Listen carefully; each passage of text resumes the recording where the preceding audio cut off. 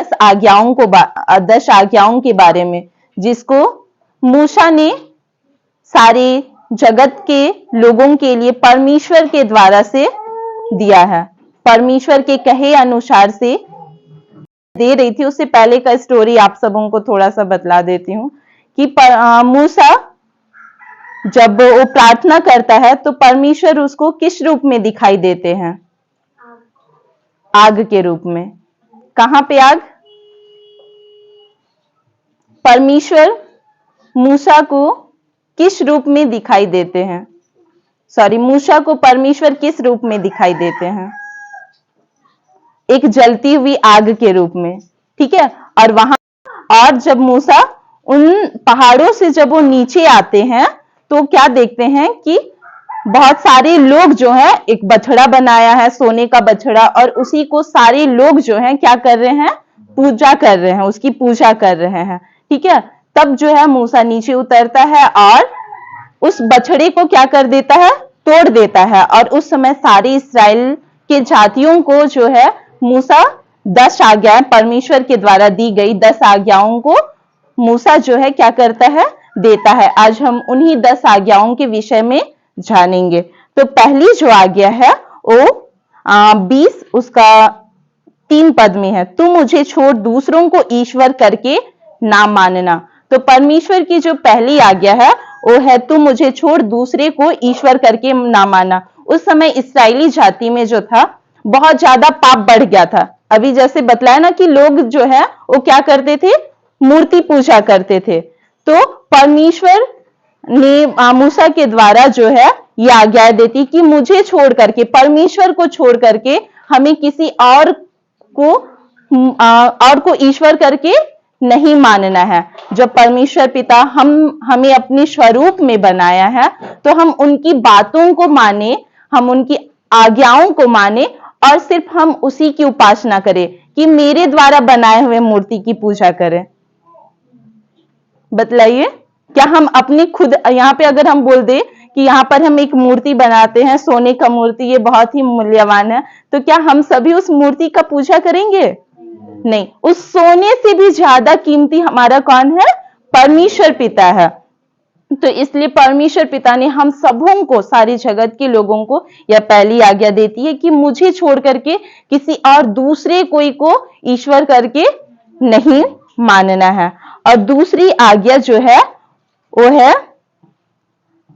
4 पद में, तू अपने लिए कोई मूर्ति खोद कर ना बनाना, ना किसी की प्रतिमा बनाना जो आकाश में या पृथ्वी पर या पृथ्वी के जल में है। यहाँ पर दूसरी आज्ञा में हमारे बीच में साफ कहा गया है कि तुम अपने लिए, ठीक है, हम अपने लिए जो है कोई मूर्ति खोद करके, उस समय इस्राएली जाति में पूरा पाप बढ़ गया था, सब लोग सोने की मूर्ति का पूजा कर रहे थे और सबको एकदम जो मर्जी वो कर रहे थे, एक दूसरे के साथ नाच डेक, एक दूसरे के साथ खेल रहे थे और उस मूर्ति के सामने जाकर के उनको दंडवत कर रहे थे। तो यहाँ पर परमेश्वर पिता ने हमारे लिए साफ बोला है कि हम जो है अपने लिए कोई मूर्ति को खोद करके, या तो जमीन के अंदर हो, या फिर हम लोग कोई मूर्ति बनाए, या फिर कोई प्रतिमा बनाए, या फिर पृथ्वी में, चाहे आकाश में, ठीक है, या फिर जल के अंदर, कहीं भी हम लोग जो है कोई प्रतिमा की पूजा नहीं करनी चाहिए, ना उनके सामने हमें दंडवत करना चाहिए, ठीक है। तो मूसा के द्वारा यह दूसरी आज्ञा है कि हमें किसी भी प्रतिमा का या फिर कोई मूर्ति खोद करके हमें उनकी उपासना नहीं करनी चाहिए। और तीसरा जो है 7वां पद में, तो अपने परमेश्वर का नाम व्यर्थ ना लेना, क्योंकि जो यहोवा का नाम व्यर्थ लेता है वह उसको निर्दोष ना ठहराएगा, ठीक है। अगर हमारे बीच में अभी हम लोग अपने जीवन में बहुत सारा देखते हैं, ये चीज बहुत देखते हैं कि हम लोग बोलते हे भगवान, क्या हो गया, ओ गॉड, ओ माय गॉड, बोलते या नहीं बोलते? कुछ भी हो जाएगा तो हम लोग ओ माय गॉड, अच्छा नंबर आया, ओ माय गॉड कितना अच्छा नंबर आया है, ऐसे बोलते हैं ना। तो हम लोग परमेश्वर पिता का नाम जो है बिना मतलब का ले रहे हैं या नहीं ले रहे हैं? ले रहे हैं। हर एक कोई अपने जीवन में देखते हैं, हम लोग अगर दिन भर दिन में पता नहीं ओ माय गॉड, हे यीशु बाबा, हे भगवान ऐसे बोलते हैं ना, तो हम लोग परमेश्वर का नाम जो है क्या कर रहे हैं, बिना कुछ सोचे समझे हम उसका नाम क्या कर रहे हैं, ले रहे हैं। अगर हम लोग कहीं भी जा रहे हैं और अगर कुछ हो गया तो हम लोग हे भगवान ऐसा तूने क्यों कर दिया बोलते हैं। या फिर यहाँ पर भी अगर अभी तक भी अगर हम लोग सुबह से निकले होंगे तो इतना तो हम बोल सकते कोई ना कोई एक जन ओ माय गॉड जरूर बोला होगा, बोला है। या फिर आज दिन भर दिन में जो है हम लोग परमेश्वर पिता का नाम 1 या 2 बार बिना व्यर्थ, बिना कुछ सोचे समझे हम उनका नाम क्या करते हैं, लेते हैं। तो परमेश्वर पिता ने यहाँ पर साफ कहा है कि हम परमेश्वर पिता का नाम जो है बिना किसी कारणवश जो है हम उसका नाम नहीं ले। ठीक है, जब हम प्रार्थना करें तो हम उसका नाम क्या करें, ले। और ऐसे ही बिना किसी कारणवश जो है बिना व्यर्थ की बातों में हम परमेश्वर पिता का नाम जो है नहीं लेंगे। ठीक है, क्योंकि जो यहोवा का नाम व्यर्थ ले वह उसको निर्दोष ना ठहराएगा। ठीक है, तो परमेश्वर पिता का नाम जो है हम लोग परमेश्वर पिता ने यहाँ पे कहा है कि हम लोग जो है उसका नाम व्यर्थ नहीं लेंगे। चौथा जो आज्ञा है वो है 8वां पद में, तो विश्राम दिन को पवित्र मानने के लिए स्मरण रखना। ठीक है, चौथा पद जो है तो विश्राम दिन को पवित्र मानने के लिए स्मरण रखना। परमेश्वर ने कितने दिन बनाए, 7 दिन। तो परमेश्वर का एक दिन जो है हम लोग परमेश्वर पिता को दे। ठीक है, हम लोग सप्ताह का 6 दिन तो है हम लोग स्कूल जाते हैं, लेकिन क्या हम लोग एक दिन परमेश्वर पिता को दे सकते हैं? हाँ, दे सकते हैं, क्योंकि परमेश्वर पिता ने खुद एक दिन यीशु मसीह ने खुद एक दिन परमेश्वर पिता के लिए दिया है। ठीक है, परमेश्वर पिता क्या करता है, सृष्टि की रचना करता है, तो छठे दिन जब समाप्त हो जाता है तो एक दिन जो है वो अपने लिए क्या करता है, विश्राम दिन रखता है। तो आज भी हमारे जीवन में बहुत सारी ऐसी प्रॉब्लम्स आती है, या फिर हम लोग स्कूल कॉलेज जाते हैं तो एक दिन जो है हम लोगों को क्या करना है, परमेश्वर पिता को समय देना है, उसकी आराधना स्तुति करनी है। ऐसे नहीं कि हम लोग केवल चर्च आए और फिर बस 2 घंटा के लिए समय दे, ऐसे नहीं होना चाहिए। हम लोग उस दिन जो है परमेश्वर पिता की आराधना कर सकते हैं। केवल चर्च में ही नहीं, हम लोग अगल बगल एक दूसरे से मिलने जा सकते हैं, आस पड़ोस के लोगों से हम लोग क्या कर सकते हैं, मिलने जा सकते हैं। ठीक है, और उनके साथ सहभागिता निभा सकते हैं, उनके साथ प्रेयर कर सकते हैं, एक दूसरे के साथ मेल मिलाप करने के लिए जो है परमेश्वर पिता ने 7वां दिन को क्या किया है, विश्राम दिन ठहराया है। अगला 5वां पद जो है 12 पद में है, निर्गमन 20 का 12 पद में, तो अपने पिता और अपनी माता का आदर करना, जिससे जो देश तेरा परमेश्वर यहोवा तुझे देता है उसमें तो बहुत दिन तक रहने पाए।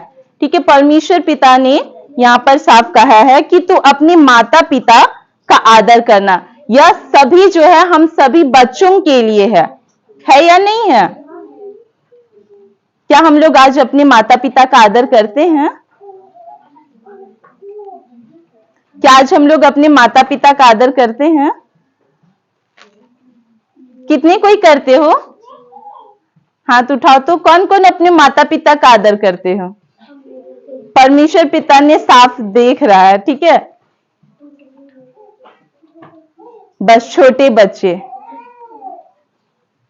आज जो है सबसे बड़ी बातें हैं हम सारे बच्चों के लिए। ठीक है, परमेश्वर पिता, हाथ नीचे, परमेश्वर पिता ने माता पिता को इस दुनिया में भेजा है कि हम उनको अपनी सारी प्रॉब्लम्स जो है, वो हमारे भगवान स्वरूप है, हम उनको सारी प्रॉब्लम्स जो है क्या कर सके, बता सके। तो 5वां सबसे बड़ी आज्ञा है जो हम सारे बच्चों के लिए है कि आज जो है हम अपने माता पिता का आदर करें, उनका सम्मान करें, उनका रिस्पेक्ट करें। वो जो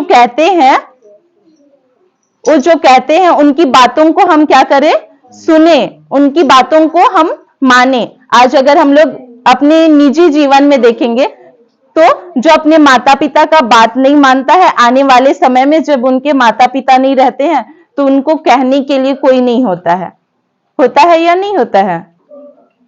उनको क्या कोई कहता है जब उनके माता पिता नहीं रहते हैं? तो आज भी अगर हम लोग अपने माता पिता का बात नहीं मानेंगे, उनकी आज्ञाओं पर नहीं चलेंगे, तो आने वाले समय में जो है हमारे पैर लड़खड़ाएंगे। आने वाले समय में जो है हो सकता है हम लोग माता पिता का बात नहीं मान करके अपने मृत्यु को जितना नजदीक पहुंचा सकते उतना नजदीक हम लोग पहुंचा लेंगे। मम्मी पापा बोलते हैं कि ये मत करो, वहां मत जाओ, तो हम लोग चले जाते हैं और फिर बहुत सारी चीजों का हम लोगों को क्या करना पड़ता है, सामना करना पड़ता है।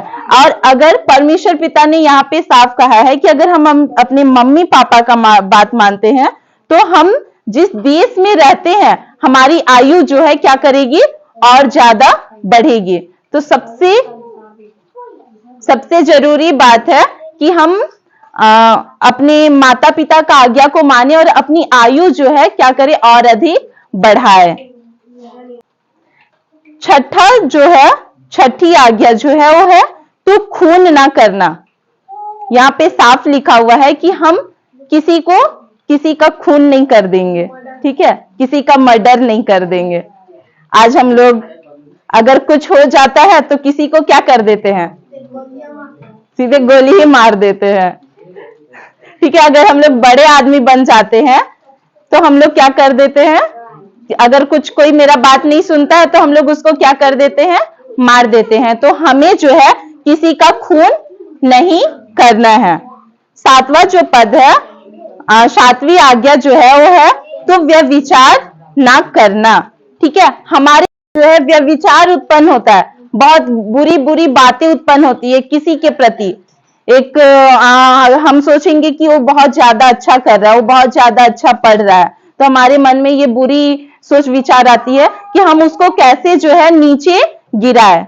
सोचते हैं ना, कोई ज्यादा अच्छा पढ़ता है, अगर किसी के पास अच्छा ड्रेस है तो हम सोचेंगे कि उससे भी ज्यादा हम अच्छा ड्रेस खरीद सकते हैं, या फिर ये भी सोचेंगे कि हम उसका कपड़ा ही फाड़ देंगे, कैसे वो पहनेगा, या फिर सोचेंगे कि हम उसको कैसे बुरी गंदी बातें आती है, हम लोग किसी के प्रति गलत विचार उत्पन्न कर लेते हैं। तो हमें जो है तू व्यभिचार ना करना, तो हमें जो है बुरी बुरी बातों का किसी के प्रति जो है विचार उत्पन्न, अपने मनों में विचार उत्पन्न नहीं होने देना है।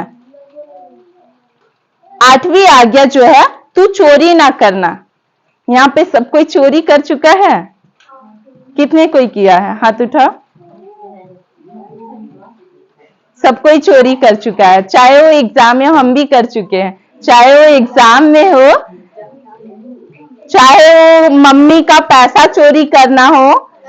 अगर कुछ मम्मी अगर नहीं दे रही है तो हम लोग डायरेक्ट क्या कर लेते हैं, मम्मी के पर्स से बिना कुछ पूछे ही पैसा चोरी कर लेते हैं, या फिर हम लोग बिना कुछ सोचे समझे क्या कर लेते हैं, पैसों को निकाल लेते हैं, ठीक है। तो हमें जो है सिर्फ पैसा का बात नहीं है, एग्जाम रहता है तो हम लोग दूसरे बच्चों का क्या कर लेते हैं, ऐसे ताक झाक कर लेते हैं, अरे वो अच्छा लिख रहा है, मतलब हम सही लिखे फिर भी बच्चों का क्या करना है, देखना, अच्छा वो अच्छा लिखा है, तो हम लोग वो क्या किए, चोरी किए ना।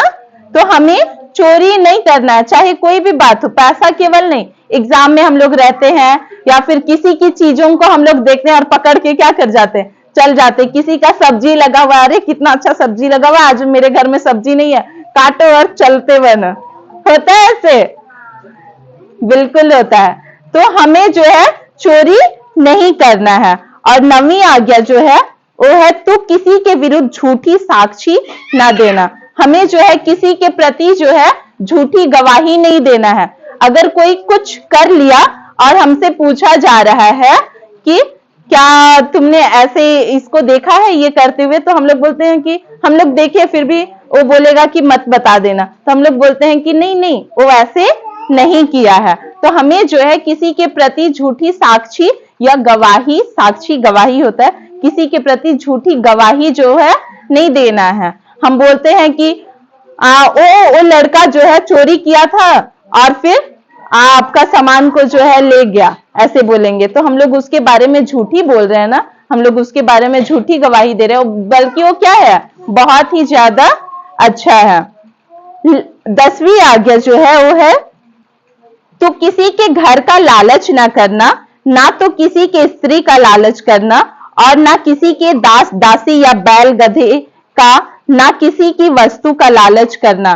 ठीक है, हम यहाँ पे 10वीं आज्ञा हम सबों के लिए है कि तू किसी के घर का लालच ना करना। हम लोग अगर किसी के घर जाते हैं तो वहां अगर कुछ अच्छी अच्छी वस्तुएं रहते हैं, ठीक है, और अगर क्या बोलते हैं जो शादीशुदा है तो अपने दोस्त के यहाँ गया तो बहुत सुंदर स्त्री है, ठीक है, तो हम लोग के मन में जो है क्या हो जाता है, जो रहते हैं कि हम इससे शादी कर लेंगे या फिर दूसरी शादी कर लेंगे, या फिर किसी के घर जाते वहां अगर कोई लड़की है तो हम लोग सोचते हैं कि हम लोग क्या कर ले, जो रहता है शादी हो चुका है फिर भी हम लोग किसी की स्त्री का क्या करते हैं, लालच करते हैं, या फिर उसका बैल बहुत अच्छा है, या फिर उसका घोड़ा बहुत अच्छा है, या फिर उसका गधा बहुत ज्यादा अच्छा है, या फिर किसी के घर में अगर हम लोग जाते हैं तो उसके घर की वस्तुएं जो है और बहुत ज्यादा अच्छी है, तो हमारे मन में लालच उत्पन्न होता है या नहीं होता है। अपने निजी जीवन में भी देखते हैं कि अगर किसी के पास फोन अच्छा रहा, ठीक है, तो हम लोग सोच लेते हैं कि इसका फोन हम लोग कैसे ले, हमारे मन में जो है वो क्या हो जाता है, लालच उत्पन्न हो जाता है। तो हम लोगों को जो है किसी के घर में स्त्री का लालच नहीं करना है, घर की वस्तुओं का लालच नहीं करना है, ना दास दासी का लालच करना है, ना बैल गधा, ये सारी चीजों का जो है लालच नहीं करना है, ठीक है। एक बार हम लोग चलिए एक बार सबको एक साथ पढ़िए। पहला आज्ञा जो है वो क्या है,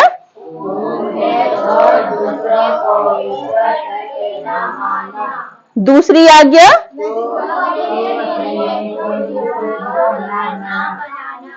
तीसरा तू अपने परमेश्वर का नाम व्यर्थ ना लेना, चौथा तू विश्राम दिन को पवित्र मानने के लिए स्मरण रखना, पांचवा तू अपने माता पिता का आदर करना, छठा तू किसी का खून न करना, सातवां आठवां नौवां दसवां, हाँ, तो इन सारी आज्ञाओं को जो है मूसा के द्वारा हम सभी सारे जगत के लोगों को क्या कर दिया गया है, और आज हम इन वचनों को सीखते हैं और जानते हैं और अपने जीवन में क्या करेंगे, अपनाएंगे और लागू करेंगे। चलिए इन सारे वचनों के द्वारा परमेश्वर पिता हम सबों को आशीष दे। आइए हम प्रार्थना करें, सब कोई हाथ जोड़ेंगे और आंख बंद करेंगे। ईश्वर शक्तिमान प्रभु जी, हम आपका धन्यवाद करते हैं पिता परमेश्वर कि हमारे बीच में प्रभु जी 10 आज्ञाओं को बोने के लिए पिता परमेश्वर, इन वचनों से पिता हम बहुत कुछ सीख पाते हैं पिता, और इन 10 आज्ञाओं को प्रभु जी हम अपने जीवन में लागू करने सके प्रभु जी, और यह वचन पिता हमारे पांव के लिए दीपक और पथ के लिए उजियाला होने पाए। यह छोटी सी प्रार्थना यीशु के नाम से मांगते सुनिए और स्वर्ग के राज्य में दया से ग्रहण कीजिए।